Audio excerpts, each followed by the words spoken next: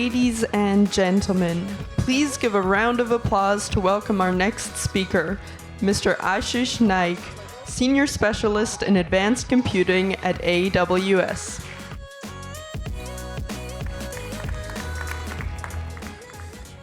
Good afternoon, everyone. I hope you're having a really enjoyable Puzzle X so far. So today I want to talk to you about the possibilities of bringing together the harmony of product design, bringing creativity and accuracy using artificial intelligence. So when we think about creating complex products today, whether it's our mobile phones, the cars that we drive, planes, and everything else that we see in the world, there's constant tension between all the different disciplines that need to make that product. You have the artists and the creatives that want to design without limits.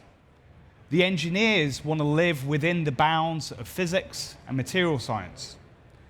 You have the industrial designers who want to make sure that the item is easy to use and fit for purpose. And marketing want the design to have the right product market fit so it sells. And this brings together different disciplines that have spent years of education and experience where they have huge amounts of pride that they've got to bring together. And this tension is a continual existence that needs to be solved. Now, as they go through different iterations, they create drawings, they build models, and they prototype. And these all allow them to discuss the product that they're creating. This takes a lot of time, a lot of cost, and a lot of skill for them to bring together.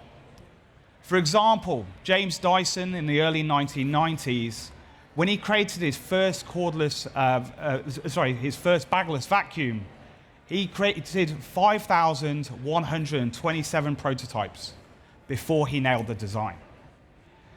That's a lot of persistence, a lot of perfection, and a lot of time. Now, when we think about creating the product,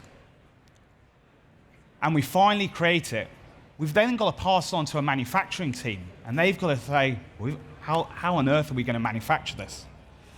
They've got to create the product with the right quality, the right price point, and the right yield and output that everyone is expecting.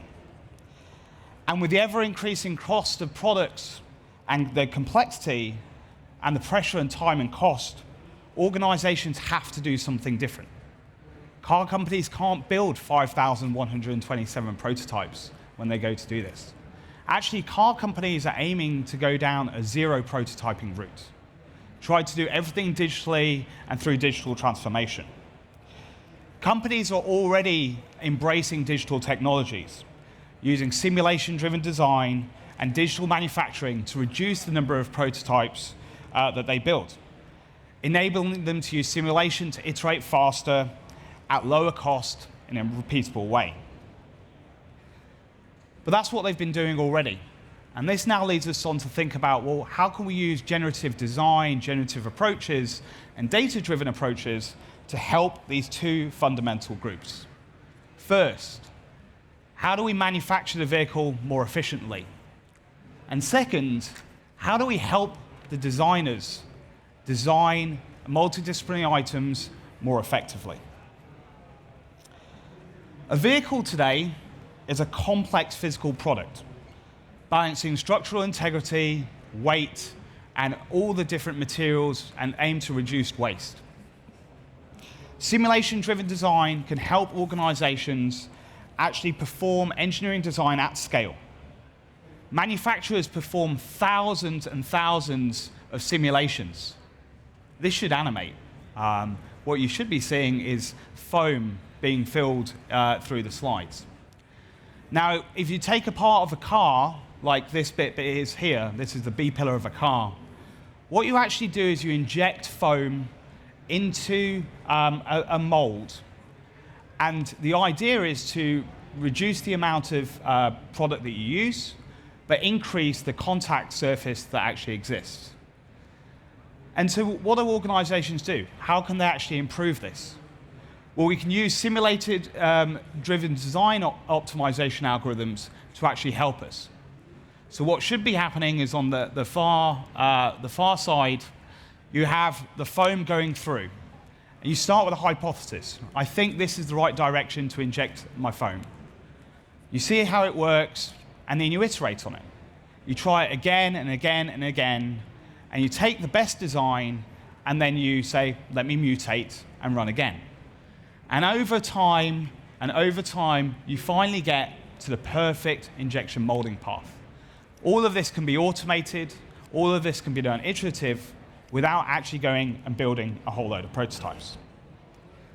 So now we've helped the manufacturing teams. We're using generative design and generative capabilities to do this. Let me go back to the designer. Enzo Ferrari once said, if you can dream it, you can do it. Again, the animations aren't working. But what you'll see here is an image being used using stable diffusion to actually generate a 2D image of a car. What we did here is take an original saloon car and asked for it to be more sporty. We wanted it to actually be generated in a way that would be more aerodynamic and faster. So what we actually did is we generated 10 images. This should be iterating through different image designs. But the images that are generated here by stable diffusion aren't physically correct. The engineers would look at this and say, well, this doesn't live with the laws of physics that we should be having. So what the engineers will be looking at is using other techniques. They use a simulation design called computational fluid dynamics. There we go, perfect. So there's the iterations of the images. Now, an engineer will be using computational fluid dynamics, which is a classical physics method to actually run this and see what is the right way to do this. We run through a simulation. Again, I'm not sure what's happening with the videos. Yeah, perfect. So here we're running a simulation of the Navier-Stokes equation, running the air over the vehicle. And what we can do is we can combine the images that were generated using generative AI, use machine learning techniques to then convert it into a 3D mesh, and then combine it with the classical physics methodologies to run a true simulation. Now, if I can create that in an iterative process, I can find out what the best simulation was and use that back into Stable Diffusion and say, generate me more images. Mutate this and generate us again. Finally, again, we should be having a looped image on the right-hand side. And this is what we did.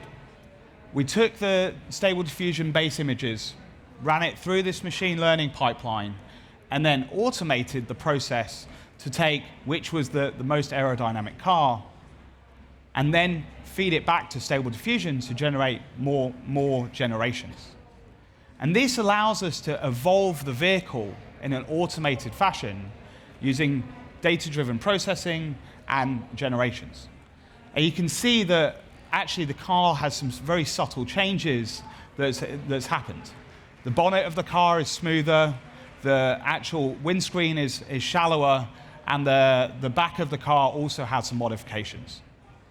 So what we've been enabling us to do here is being able to bring together different design disciplines, creativity, technology, and engineering, to all work around a virtual prototype, enabling us to really think about what we want and then dream it and make it.